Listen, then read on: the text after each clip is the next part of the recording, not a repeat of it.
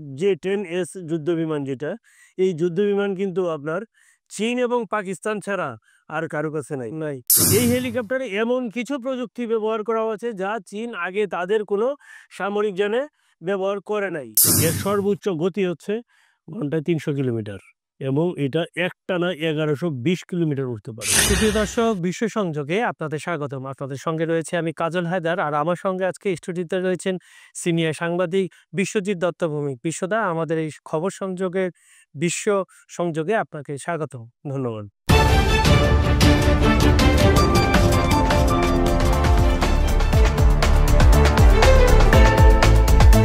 এখন দেখা যাচ্ছে যে মার্কিন যুক্তরাষ্ট্রের তো অনেক বড় বাজার হচ্ছে অস্ত্র বাণিজ্য যেটা বলে, সেখানেও কিন্তু চীনের এখন দৃষ্টি পড়েছে। এবং আপনি যদি একটা সময় তো আপনার যে সারা বিশ্বের যে অস্ত্রের বাজার এই বাজারটা ছিল যুক্তরাষ্ট্রের নিয়ন্ত্রণে এবং পশ্চিমাদের দখলে একদম সোজা হিসাব। এখানে আর কারো আধিপত্য ছিল না।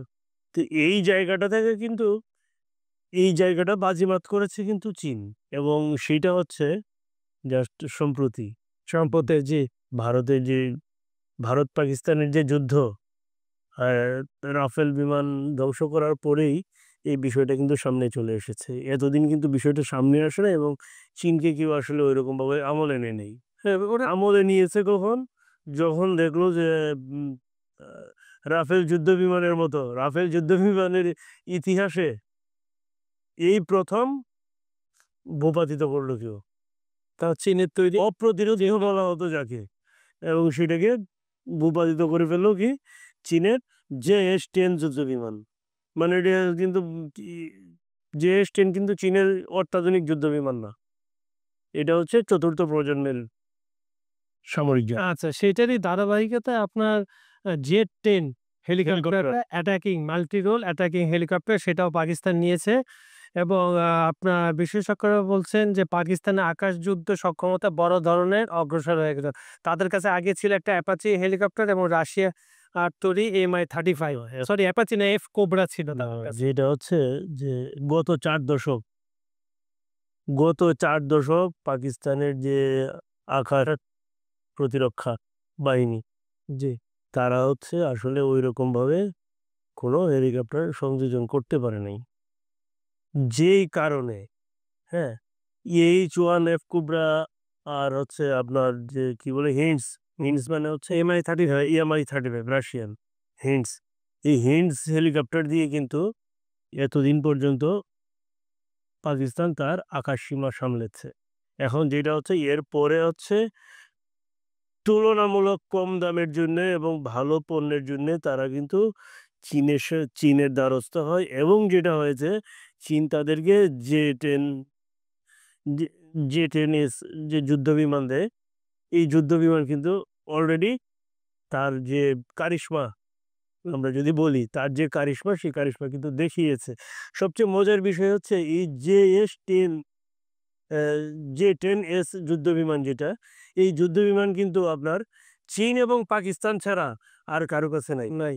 এবং আরেকটা জিনিস আছে, PL-15 ক্ষেপণাস্ত্র যেটা পাকিস্তানকে চীন দিয়েছে, এইটাও কিন্তু আপনার চীন আর পাকিস্তান ছাড়া আর কারো কাছে নাই। মূলত আবিষ্কারক যেমন আপনি যে জায়গাটাতে আসছিলেন, যে পাকিস্তানের সামরিক বাহিনীতে সর্বশেষ সংযোজন হচ্ছে যে এই Z-10 হেলিকপ্টার Z-10, এটা হচ্ছে অত্যাধুনিক মাল্টি রোল অ্যাটাক হেলিকপ্টার। হ্যাঁ, এই হেলিকপ্টারে এমন কিছু প্রযুক্তি ব্যবহার করা হয়েছে যা চীন আগে তাদের কোনো সামরিক যানে ব্যবহার করে নাই, এবং এটা হচ্ছে সেফটির জন্য। এবং এই হেলিকপ্টারটা স্পেশালি ডিজাইন করা হয়েছে যেটা হচ্ছে পর্বতাঞ্চলে ব্যবহার করার জন্য, অর্থাৎ লাদাখ, তিব্বত, চীন ওইসব অঞ্চলে ব্যবহার করার জন্য এটা কিন্তু ওইভাবে ডিজাইন করা।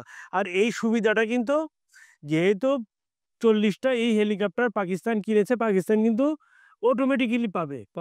কারণ হচ্ছে চীন লাদাখ সীমান্ত আর পাকিস্তানের আজাদ কাশ্মীর সীমান্ত, এগুলো কিন্তু পাশাপাশি।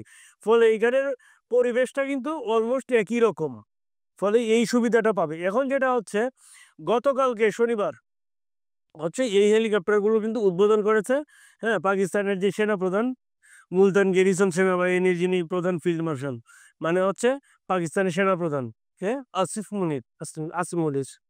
মনির এগুলো উদ্বোধন করেছে। এখন এগুলো হচ্ছে কি আগামী মার্চে পাকিস্তানের যে প্রজাতন্ত্র দিবস, তখন হয়তো এগুলা জনসম্মুখে আনার একটা কুচকাওয়াজে জনসম্মুখে আনতে পারে, এরকম একটা বিষয় এসেছে, কিন্তু এই জিনিসটা এখনো ক্লিয়ার না। দাদা, এখন আপনি এই multi role attack helicopter jet ট্রেনের বৈশিষ্ট্যগুলো বলেন, বিশেষ করে অ্যাপাচি হেলিকপ্টারের সাথে। কারণ আমরা এতদিন অ্যাপাচি অ্যাটাকিং হেলিকপ্টারের সাথে বেশি পরিচিত ছিলাম আপনাদের এখানে মার্কিন যুক্তরাষ্ট্রে একচ্ছত্ব, এবং অ্যাপাচি আপনার মনে আছে এটার ১ম ডিজাইন কিন্তু এক বাঙালি ছেলেই করছিলেন অ্যাপাচি হেলিকপ্টারের। এখন কিছু অস্ত্র আসছে যেগুলো হচ্ছে লেজার গাইডেড, লেজার গেটের রাইট। হ্যাঁ, যে বা ইঞ্জিনের শক্তি বেশি, হ্যাঁ, এবং সুরক্ষা ব্যবস্থা বেশি। এছাড়া যেটা হচ্ছে আপনার ইলেকট্রোম্যাগনেটিক স্পেকট্রাম যেটা, হ্যাঁ, সেটা হচ্ছে আপনার পিএলএ, মানে হ্যাঁ, পিপলস লিবারেশন আর্মি চীনের পিএলএ স্ট্যান্ডার্ড, যেটা হচ্ছে ভেরিয়েন্ট স্ট্যান্ডার্ড যেটা, হ্যাঁ, এটাকেও ছাড়িয়ে গেছে। ছাড়িয়ে গেছে। মানে যেহেতু বলাই হচ্ছে যে এটা হচ্ছে পরবর্তী প্রজন্মের হেলিকপ্টার, সেক্ষেত্রে এটাকে হচ্ছে সব স্ট্যান্ডার্ড ছাড়িয়ে আরো ঊর্ধ্বে নিয়ে যাওয়া হয়েছে, সেটারও নাম আসবে। যেটা হচ্ছে কি এখন দেখেন এর সর্বোচ্চ গতি হচ্ছে ঘন্টায় ৩০০ কিলোমিটার, এবং এটা একটানা ১১২০ কিলোমিটার উঠতে পারে। উঠতে পারে। তার চেয়ে বড় জিনিস হচ্ছে কি ক্যাপাসিটি বিল্ডিং, সে হচ্ছে ২৫ কিলোমিটার পাল্লার মিসাইল স্ট্রাইক করতে পারে, এবং তার আছে আপনার ২৩ মিলিমিটার কামান আপনার এই হেলিকপ্টারে। আপনার পাইলটকেও তো সুরক্ষা দেওয়ার মতো এবং যে পাইলটকে সুরক্ষা দেওয়ার বিষয়টা কিন্তু মাথায় আছে। সেইখানে কি আছে, টাইটানিয়াম এবং সিরামিক কম্পোজিট স্ট্যান্ডার্ড, আর্মার যেটা যেটা হচ্ছে আর্মার যেটা, যেটা হ্যাঁ, এটা হচ্ছে ইয়েছে। শুধু তাই না, আপনার যে ইঞ্জিন, হ্যাঁ, জি।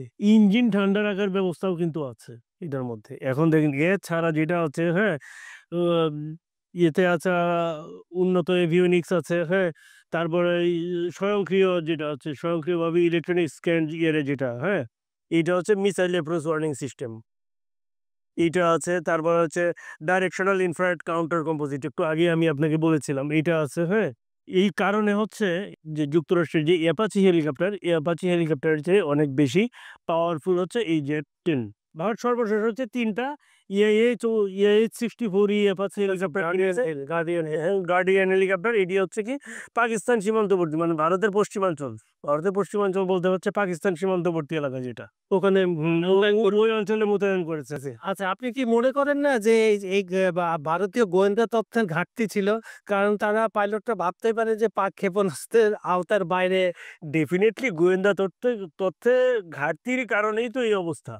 কারণ ভারত কিন্তু এটা ভারত এই জিনিসটা চিন্তা করতে পারে নাই যে আপনার এই পাকিস্তানে পাল্টা হামলাটা নিতে গেলে পাকিস্তানও যে সেটা প্রতিরোধ করার জন্য রেডি, এই জিনিসটা কিন্তু এইখানেই ভারতের গোয়েন্দাদের ব্যর্থতা। এখন দেখেন এই যে PL-15 যে ক্ষেপণাস্ত্র, এই PL-15 ক্ষেপণাস্ত্র নিয়ে অনেক কিছু তো বিশ্বের যারা সমরবিদ আছে, যারা এইগুলো নিয়ে গবেষণা করে, হ্যাঁ, এর মধ্যে আছে আপনার ধরেন যে লন্ডনের রয়্যাল ইস্ট ইউনাইটেড সার্ভিস, ওরাও কিন্তু এটা জানে না যে এই আপনার এই PL-15 ক্ষেপণাস্ত্র দিয়ে যে ভারতের যুদ্ধ বিমানে আঘাত করবে, তাহলে হয়তো উম, সেইখানে হয়তো একটা ব্যবস্থা, একটা কিছু হইতো, মানে কোনো না কোনোভাবে একটা সমীকরণ দাঁড়াইতো কিন্তু। আপনাদের কথার মধ্যে আমি তাদের এই বক্তব্যটা দেই, তারপর আপনাদের শেষ করেন। আপনার ওই যে লন্ডনের পর্যবেক্ষক সংস্থা রয়্যাল ইউনাইটেড সার্ভিস ইনস্টিটিউট রুশি আকাশ যুদ্ধ বিষয়ক বিশেষজ্ঞ জাস্টিন ব্রুক বলেছেন, ভারতীয়রা জাস্টিন ব্রঙ্ক। ব্রঙ্ক বলেছেন ভারতীয়রা ধারণাও করেনি তাদের বিমান লক্ষ্য করে ক্ষেপণাস্ত্র ছোড়া হবে, আর PL-15 ক্ষেপণাস্ত্র স্পষ্টভাবে দূরের লক্ষ্যবস্তুতে আঘাত আনতে সক্ষম। তার মানে এই জায়গায় এটাতেই তো চূড়ান্ত গোয়েন্দা ব্যর্থতা। ব্যর্থতা সেটাই। কারণ গোয়েন্দাদের কাজ কি, গোয়েন্দাদের কাজ তো রুটিন ডিউটি করে না। না, রুটিন ডিউটির বাইরে অনেক। তো এই জায়গাটাতেই আমার অপোজিশনের কাছে কি, কি অস্ত্র আছে, সেসব অস্ত্রের সক্ষমতা কি? সেটা কোন, কোন যুদ্ধে ব্যবহার করা হইছে বা কোন, কোন দেশ কিন্তু ব্যবহার দেখেন, করছে। এই যে পাকিস্তানের এই যে চীনের এই J-10S যুদ্ধ বিমান বা PL-15 ক্ষেপণাস্ত্র, এই দুইটা জিনিস কিন্তু একমাত্র পাকিস্তান আর চীন ব্যবহার করে। করে। এখন বিষয়টা কোন জায়গায় গিয়ে দাঁড়ালো আপনি দেখেন। যে এতে কিন্তু শুধু যে যুক্তরাষ্ট্রের টনক নড়েছে তা না, পুরা পশ্চিমা বিশ্বের টনক নড়েছে। এদের এই যে অস্ত্র, চীনের যে অস্ত্র, চীনের অস্ত্রের কর্মক্ষমতা এবং এর যে দক্ষতা, এ নিয়ে কিন্তু গোটা পশ্চিমা বিশ্ব উদ্বিগ্ন, যদিও তারা মুখে কিছুই বলতেছে না। হ্যাঁ। কিন্তু আমার সমস্যা হচ্ছে বা আমার যেটা ভয় হচ্ছে যে ভারত তো সবসময় একটা চীনে ভীতি ছিল। আর এখন পাকিস্তান যেহেতু চীনের অস্ত্র ব্যবহার করছে, তাদের তো ভয়টা দ্বিগুণ হয়ে যাওয়ার কথা। না, ভয়টা বাড়ার কথা, কিন্তু একটা জিনিস কি, যে আপনি দেখবেন যে গত মাসের শেষ দিকে জয়শঙ্কর কিন্তু আপনার চীন সফর করেছে, হ্যাঁ, ওখানে মিটিং করেছে। এখন দেখেন সেখানে কয়েক দশকের মধ্যে হ্যাঁ, এটা কিন্তু কয়েক দশকের মধ্যে প্রথম। এখন সেই এতে চীন এবং ভারত কিছু বিষয়ে কিন্তু অভিন্ন, বিশেষ করে সেটা হচ্ছে, হ্যাঁ, আপনার ভারতের সেভেন সিস্টার্স এবং মিয়ানমার ইস্যুতে, হ্যাঁ, এইসব জায়গায় চীন কোনোভাবেই যুক্তরাষ্ট্রকে ঠাঁই দিবে না। হুম। আর যুক্তরাষ্ট্র হচ্ছে চায় যে এই অঞ্চলে একটা খ্রিস্টান, দক্ষিণ এশিয়া একটা খ্রিস্টান রাষ্ট্র হোক। হ্যাঁ, এইটা ঠেকাইতে কিন্তু চীন এবং ভারত দুইজনই একমত। এখন সেই ক্ষেত্রে, হ্যাঁ, পারমাণবিক লেনদেন, কি জানি ওই সামরিক লেনদেন হবে কিনা, হ্যাঁ, সেইটা কিন্তু আসলে দেখার বিষয়। সেটাই এখন তাকিয়ে আছে সবাই। আর এদিক থেকে আমি বলব যে লাভবান সব দিক থেকে পাকিস্তান হয়েছে। লাভবান হয়েছে পাকিস্তান। কারণ পাকিস্তান পূর্বে দেখা গেছে যে মার্কিন যুক্তরাষ্ট্র শুধু এইখানেই যে পাকিস্তান লাভবান হয়েছে তা না, টাকার অভাবে পাকিস্তান অস্ত্র কিনতে পারে না। হ্যাঁ। পশ্চিমাদের কাছ থেকে লোন চাইতে চাইতে না পেয়ে চীনের দ্বারস্থ হচ্ছে। যুক্তরাষ্ট্র মনে করেছে কি যে এদের তো এমনিতেই অবস্থা খুব খারাপ। যুক্তরাষ্ট্র কিন্তু পাকিস্তানকে ছাড় দিছে, আর এই ছাড়ের এটা কিন্তু যুক্তরাষ্ট্রের যে শুল্ক কূটনীতি যেটা গেল, এই শুল্ক কূটনীতিও কিন্তু পাকিস্তান দক্ষিণ এশিয়ার মধ্যে সবচেয়ে বেশি ছাড় পেয়েছে। এর কারণ হচ্ছে পাকিস্তান হচ্ছে পাকিস্তানের উপরে সবচেয়ে কম শুল্ক নির্ধারণ করেছে দক্ষিণ এশিয়ার মধ্যে যুক্তরাষ্ট্র। এ কারণে যদিও এরপরে আমাদের অবস্থা না। জি। আচ্ছা, সুপ্রিয় দর্শক, এতক্ষণ বিশ্ব সংযোগে আজকের আয়োজন শুনছিলেন প্রতিবেশী ২ দেশ ভারত, পাকিস্তান এবং সম্প্রতি যুক্ত হওয়া চীন। কারণ চীন তার বলয় সৃষ্টি করছে, চীন তার বলয় বৃদ্ধি করছে, তার সামরিক চীনকে এতদিন আমরা কি জানতাম? চীন হচ্ছে বাণিজ্য থেকে তাদের দিক নির্দেশনা করে, বাণিজ্যে তারা এগিয়ে যাচ্ছে, মার্কিন যুক্তরাষ্ট্রকে টেক্কা দিচ্ছে। কিন্তু আ হঠাৎ করে না, তারা ভিতরে এগুলা গুছিয়ে নিয়েছিল অলরেডি।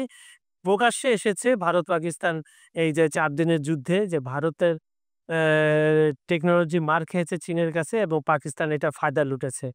তো সুপ্রিয় দর্শক, আপনাদেরই গা গা ইচ্ছা ছিল এই বিষয় নিয়ে এখানে আলাপ করার।